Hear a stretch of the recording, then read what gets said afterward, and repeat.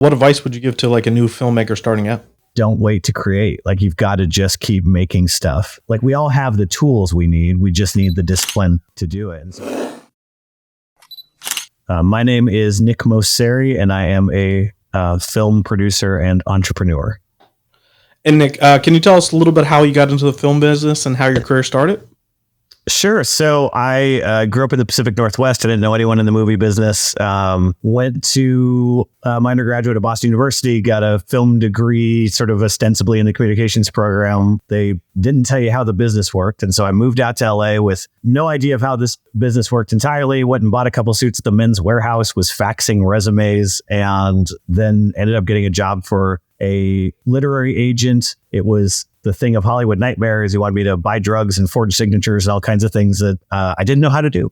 And so I hightailed it and left town and started over back up in Seattle. And so I started my career in marketing and advertising and was managing punk rock bands and putting out records, and all the while still trying to write like a screenplay a year and sort of trying to find a way back into the business. And then decided to use grad school as a sort of pathway back into the industry. So 28, I applied and got into the UCLA MFA producers program. And then we had to figure out how to pay for that. And so we sold our little tiny starter home in Seattle in July of 2008, right before the market crashed. And so we were very fortunate and had the money to move down to LA. And I did grad school for 2 years, interned everywhere I could, and then started from there. And how did your first film come about? Well, so my first film wasn't until about 4 years after I finished grad school. But right when so coming out of grad school, I was laser focused on wanting to write and produce television. Features weren't really even on my mind. This was a time when Mad Men was pretty new on the air, and Breaking Bad and Dexter, and there were all these kind of anti-heroes on TV, and I love that stuff. And so I had really focused all of my internships and focus on that path. And so I came out of the program with a manager. I had a writer's assistant job on a TV series called Brothers and Sisters, starring Sally Field. And I was developing a pitch with some producers from Mad Men. So like I was set to like take that ladder all the way up in the TV path. And so I did the writer's assistant job, and we pitched a series and all that kind of stuff. And then a year later, our show got canceled really late. Like, they had told us we were coming back. We had restarted the writer's room, and they let us all go. And so the writers scrambled to find jobs. None of us assistants could find jobs. And then, I was holding on to this pitch that I was developing that didn't sell. And so I was out of work for 6 months with a wife and 3 kids as a sole breadwinner, going, what have I done? I'm now almost 2 years out of grad school. This is not what we signed up for. This was not it. And so I had to dust off my sort of marketing advertising resume, look for jobs, found a job at a digital agency that did campaigns for, Universal and Fox and Sony and things that were industry adjacent, but not all the way in. And it was about an hour and a half commute at times. And I remember every day driving to that job going, I'm grateful for this job.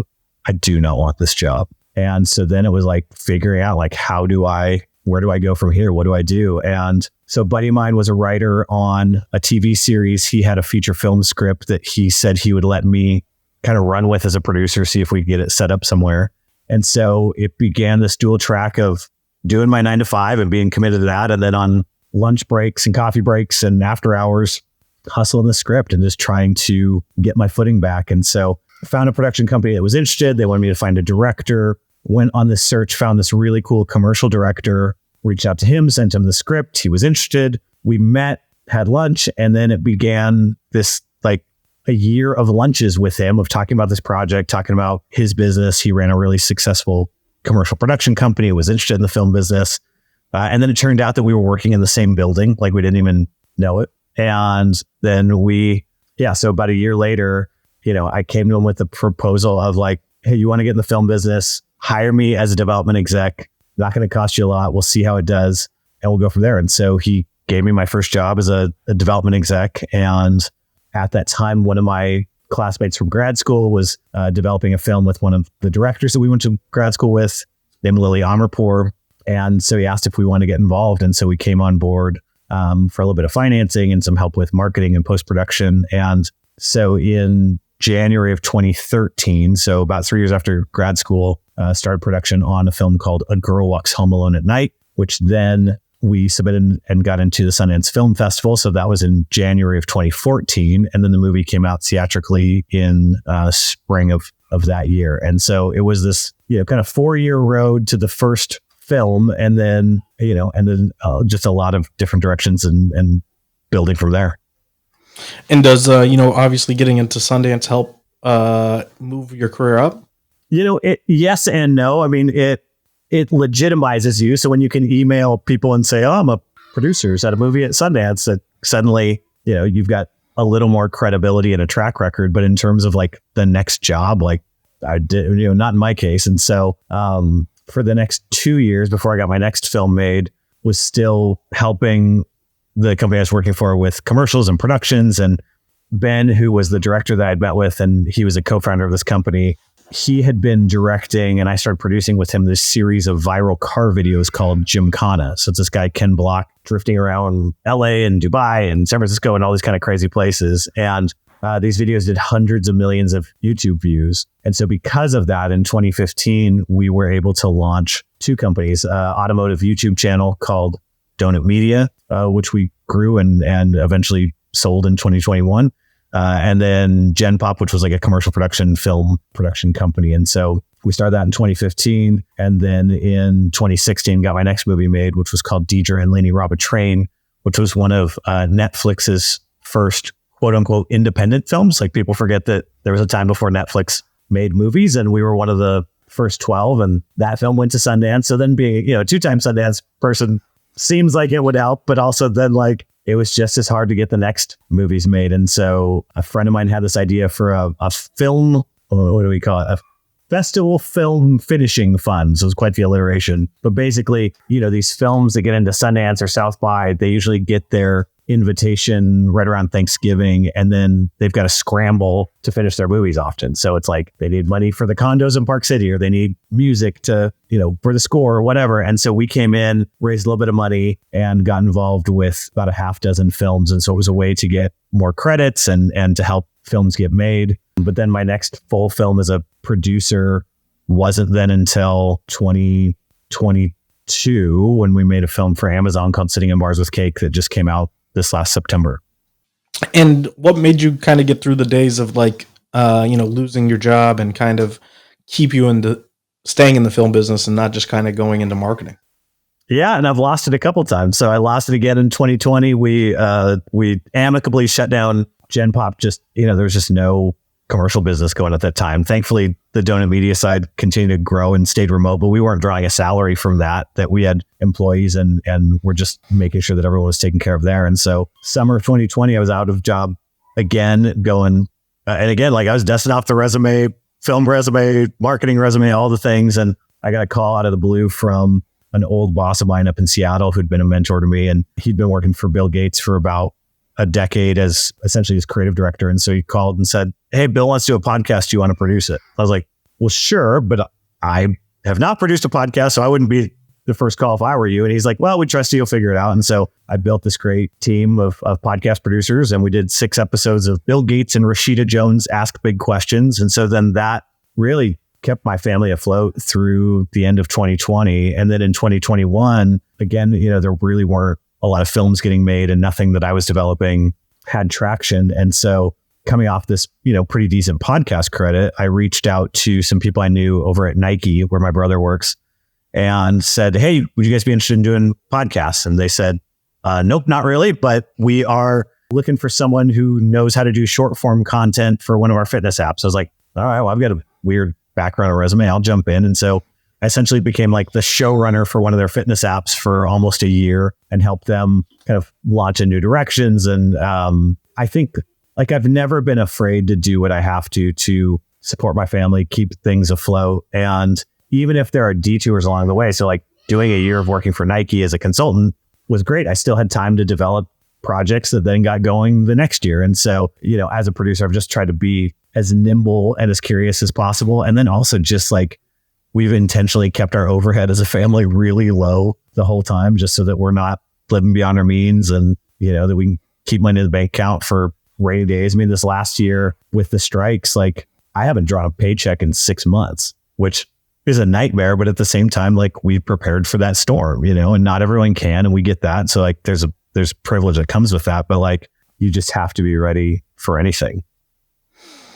And then, was there any like big hurdles you had to get through on a movie set? Oh man, yeah, every time. I mean, when we were filming Deidre Lady in the summer of, I guess it was the summer of 2016 in Utah. I mean, we had, there's lightning and weather, and then, a stomach bug goes through the crew and like then the cast. And so there's that kind of stuff. But then most recently on this film, Sitting in Bars with Cake, we were shooting in the fall of 2022 in Los Angeles. And we had one location that was a big location that was at a hotel, and sort of the scene was like a poolside after drinks party at night. Right. And so it's Los Angeles in the fall, like we've got great weather here. And the location kept falling in and out of availability. So like it was going to be early in the schedule, then it got pushed and pushed and pushed. And so finally it was our last week of production, or maybe second to last week, but it was our last moment to film this. And it was a Monday, and we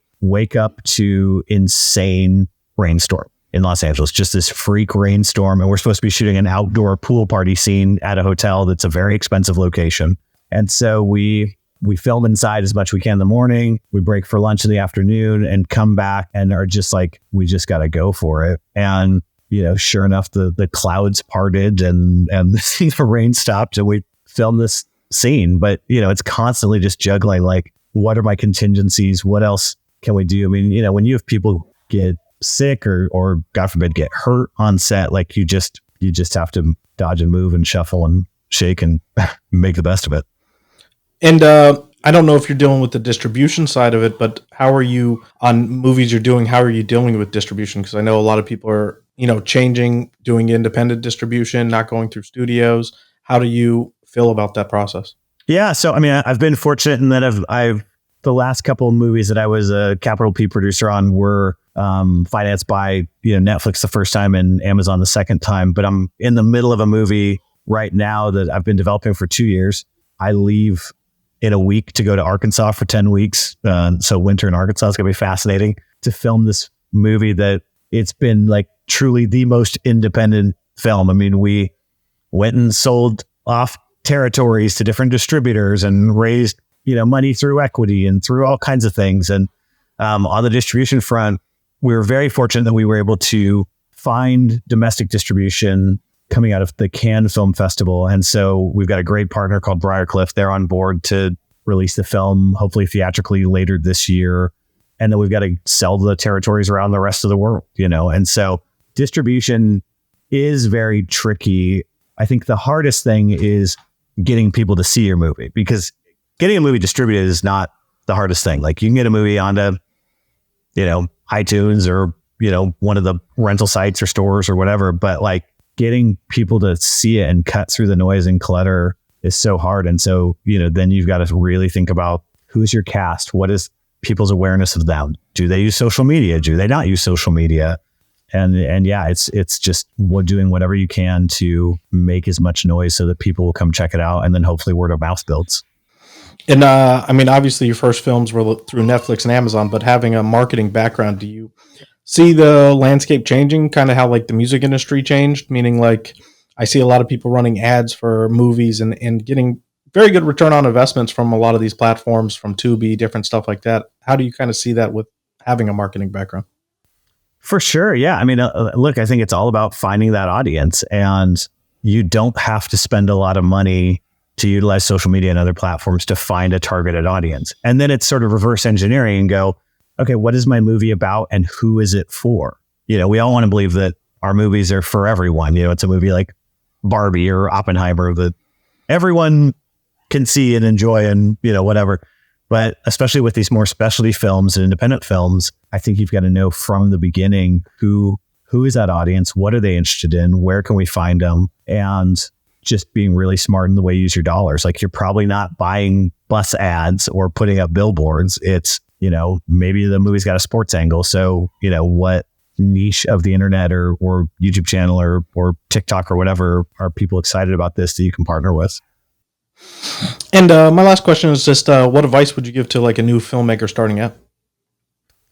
In terms of filmmakers starting out, I would say don't wait to create. Like, you've got to just keep making stuff. And the more that you can, take away the reasons for people to say no, whether that's money or talent or gear or whatever, like, you just got to make things. And so I think it's giving yourself the challenge of, what short film or even feature film could I make in my apartment or at a friend's house that we have, or what's a location we can use. And so I think it's just being scrappy and getting rid of the excuses that stop you from making things, right? It's like, finish the script, make the short film. We all have iPhones. Like, it is not like we all have the tools we need. We just need the discipline to do it. And so I think there's opportunities out there. I think we're at a time when we're really celebrating really unique stories and point of views and backgrounds. And so I think the more specific you are as a storyteller, and the more that you draw on things that are either personal to you or things that you are just insanely curious or excited about and want to share about, like, I think that's the name of the game.